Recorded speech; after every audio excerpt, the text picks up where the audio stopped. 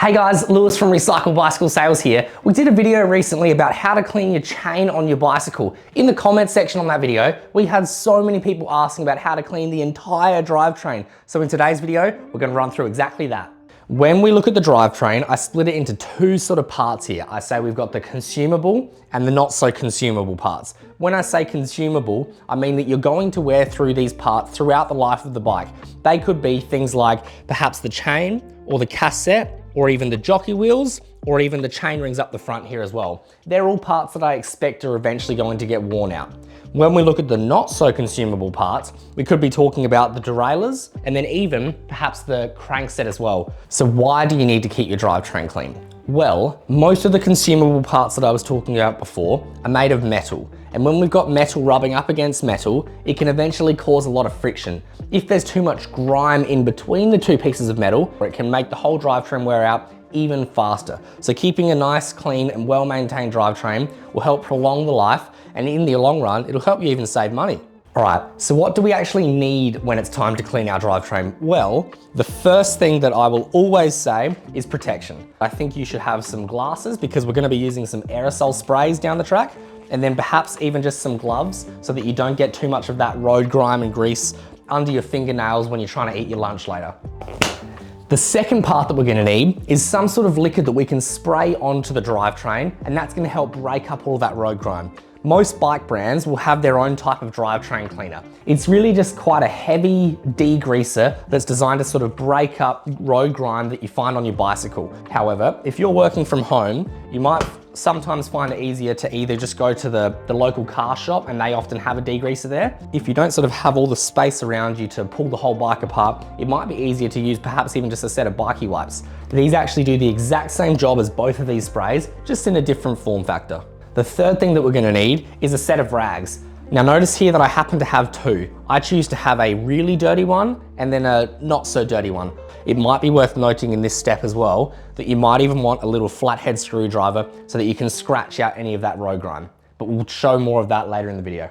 And the final step is we're going to need to re-lubricate the bike. This is just gonna go on the chain, but we'll go more into that later in the video. Now, how often should you be cleaning the drivetrain? It's really a bit of a subjective question. I would just simply say, whenever you think that it's dirty. For some people, that might be very regularly. For other people, it might mean maybe only like twice a year. So I suppose we've said here that there's no real definitive answer. However, I think if it's incredibly dirty, that's a pretty clear example. If we look at these two chains that we've got here, one of them is quite clean and I don't think we need to do it anytime soon, but then the other one is very dirty and I would say that needs to be cleaned quite soon. All right, let's get into it. Let's start cleaning the drivetrain. First step that I like to do is I like to take the rear wheel out. Oh, tight one. Oh, I wasn't ready for that. There we go. Cool. Right, now we have our wheel out. The first part that I want to clean is the cassette. So the cassette is this part that can sort of spin freely from the rest of the hub of the wheel. What we're going to do is we're just going to spray some liquid onto it and let it soak into place, and then we're going to start cleaning it. Cool. All right, so now we've got our wheel here. It's worth noting as well that this bike is rim brake, not disc brake. If it's disc brake, you do not want to let any of this degreaser or any of these other types touch the brake rotor.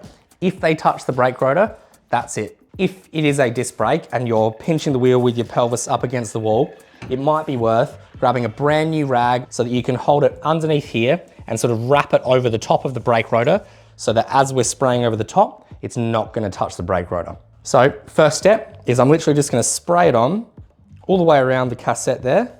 And now I'm just gonna leave it for a couple of seconds just to soak in a little bit. So now we've got our dirty rag because we're gonna do our first pass over the whole cassette here.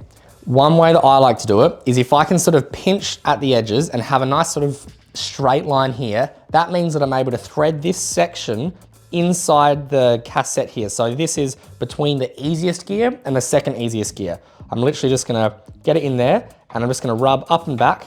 All right, so now that we've done that first little cog, we're just gonna repeat that process all the way up. We're gonna go between each of the different cogs there. We're gonna watch it get a little bit cleaner, move to a different section of rag, do that same cog again, and then move on to the next one. Keep repeating this process until the whole cassette is as clean as you can get it. As you can see, the difference between the greasy ones and the clean ones is, I would say, is pretty striking. These ones are absolutely black, and these ones are like this nice, beautiful silver color. All right, now that I've done the first pass with our dirty rag, now I'm gonna grab our second rag that's still dirty, but a lot cleaner than the other one. It's already clean, but now I'm spraying the Cassette again, and I'm gonna repeat that process again with a slightly cleaner rag. So hopefully this rag will still look relatively clean by the time I'm done with it. Clean as a whistle. Well, it is now because we've cleaned it. After we've gone over this twice, it's now pretty much as clean as it was when it came out of the box. So it's, yeah, clean as it's gonna be. Now it's time to move on to the next step. So the next consumable part that I like to clean is the chain rings. The way that I like to do it is I like to derail the chain so I can just sort of lift the whole thing over, bring it back here. So now I'm able to spin the cranks nice and freely. Let's clean it. Again, I just sort of spray on the chain rings. Now notice how I'm holding the rag behind the chain rings here, so that if there's any overspray, it's not gonna get on anything behind there as well. So I've done the front side, and now I'm gonna do the same thing again on the back side for more or less one full loop, and then we'll leave it for a minute to soak in. With the dirty rag that we were using to do the first pass over the Cassette, now we're gonna do the same thing on the chain rings here. I'm just gonna start by wiping the outside because it makes the whole thing look a little bit cleaner, so I feel better. I'm literally just wiping all of that spray off of it. All right, I'm pretty happy with that with the first pass. Now I'm gonna reach around to the back side, but just around the back side there. All right, now I'm gonna do a second pass with that slightly cleaner rag just because I want it to look a little bit prettier. Now let's move on to the chain. So the next step is cleaning the chain. Ideally, you'd like to remove the chain so you can clean it by itself. But just to keep this video nice and simple for most people at home, we're just gonna show you how to clean it on the bike so that I suppose you can do it with tools that you hopefully already have at home. I like to sit down next to it just so that I've got the chain sort of right there. I don't have to be leaning over and hurting my back while I do it. And I'm just gonna go around, and again, I'm just gonna soak the chain with the dirty rag behind it. So I'm gonna spray this section, move it along, spray this section, move it along, and then keep repeating that process until we complete one full revolution of the chain. So now that it's all soaked and it's been soaking for a minute or two, I put the rag into my opposite hand because I want to be able to use my left hand here to hold everything still.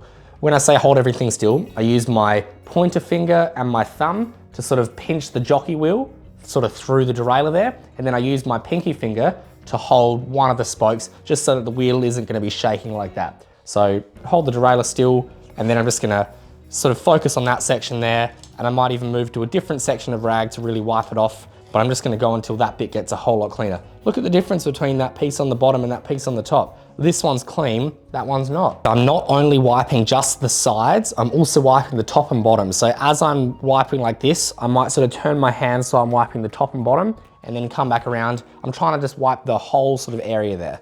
So it's not about just doing the top and the bottom. It's not about just doing the sides. It's about doing sort of the entire chain. And we'll go around doing this until we've done a full rotation at least. You could even choose to do a second rotation if you want it to be a little bit extra as well. While I'm sitting down here with the chair, I have the rear derailleur right in front of me. So now I'm gonna clean that. The same idea again, I'm gonna use the drivetrain cleaner, hold the rag behind it because we don't wanna get any sort of brake rotor dirty at all. And I'm literally just gonna spray it on, paying really good attention to making sure that some of the spray gets onto the actual jockey wheels as well. Now remember earlier in the video that I was saying that you might even want to use your little flathead screwdriver here.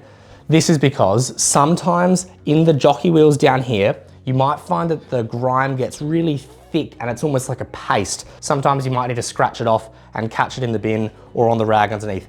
I'm pretty lucky that this example is not horrible, but sometimes they can be bad and you might just need to scratch it off, move it around, scratch it off, move it around, and then same deal for the top jockey wheel there as well. I don't think there's any specific process when it comes to cleaning the derailleur. You can be pretty tough with it. You can sort of push it down and hold it as well. So at this point, I'm only cleaning the derailleur. I'm not thinking about the jockey wheels just yet. That'll be the next sort of part of this step. So now I'll do the jockey wheels. I'm sort of pushing my finger on the chain to sort of turn the whole thing while I'm sort of pinching and wiping away at that bottom jockey wheel. And same idea, I'm just trying to wipe all of that grime off of it. And then we'll repeat the same process for the top jockey wheel. We're just trying to wipe both sides of it. The top jockey wheel might be easier if you can put your finger up on the back of the jockey wheel there. You might even be able to turn the cranks back and sort of wipe one side of it. And then you might need to come back around to the other side as well. Might be a little bit harder to reach, but we'll give it a try. While the rag's in my hand and it's still got a little bit of the sort of liquid on it, I'm just gonna give the front derailleur a little wipe over. This is more just to make it look a little bit nicer. And now one of the final little steps here is I just want to give the chain a final little wipe down with a slightly cleaner rag. You'll notice that there'll be a little bit more grime that might come off of it as well if I sort of wipe that section there. There's a little bit that comes off now, so now we kind of want to just get rid of that last little bit here. Final step now is reapplying our lubricant. Now there's something that I probably should have done earlier, which is measure the chain, because there's no point cleaning a super old chain just in case it's worn out. So I would strongly recommend just double checking the chain that it's not worn out. And of course this one is, that's really annoying. We just spent all that time cleaning it and this one needs a new chain anyway. At home, learn from what I just did. I just made the mistake of not checking it and now I need to replace it even though I spent all that time. So it might be worth just measuring the chain before you go into all the cleaning of it.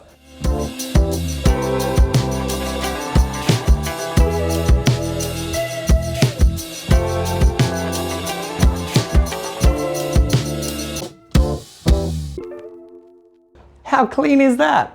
We didn't actually clean that chain. That's a brand new chain. I should have measured that from the start. So that's probably another little note is measure your chain. There's no point cleaning a super dirty chain. There's lots of point in cleaning a super dirty chain. There's no point in cleaning a super worn out chain because you're gonna have to replace it anyway. If you didn't need to replace your chain, now is the point that you need to put some lubricant on it. We've done a few videos talking about chain lubricant further back on our YouTube channel. So if you need to know more about how to apply chain lubricant, you can check those ones out. But the long story short is you want to put a little bit of chain lube on there. Thanks for watching everybody. I hope you've learned how to clean the entire drivetrain on your bike. Today we spoke about cleaning the consumable parts and the not so consumable parts. Doing this will help prolong the life of the whole drivetrain and will help you save money in the long run. So make sure you keep on top of it. Thanks for watching. We'll see you in the next video.